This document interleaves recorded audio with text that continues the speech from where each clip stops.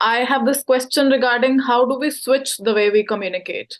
I feel that I overly identify with a certain type of voice that is serious, more academic, more teacher like. It makes me feel like I'm not being myself, and people will find out that this is not who I am.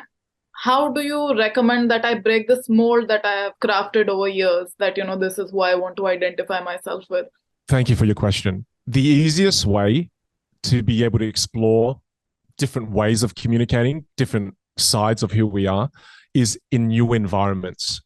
It's really difficult to explore a different version of you in an environment that already has lots of preconceived ideas of exactly how you are and how you communicate.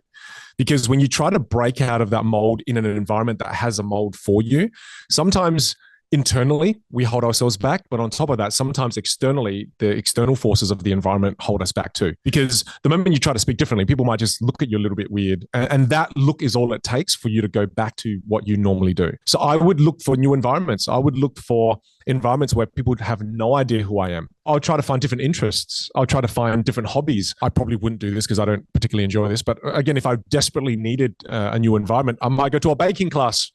I might go to a baking class and I'll go to that class and I'll try a different version of Vinh because no one has an idea who Vinh is there. And I'll try a different version of me because when I try a different version of me there, no one's going to look at me weird because they actually have no context on who I am. So whoever I show up as, they will immediately accept me as that person, which gives me time to practice this other version, this other side of me that I want to be able to try out. I call that neutral ears.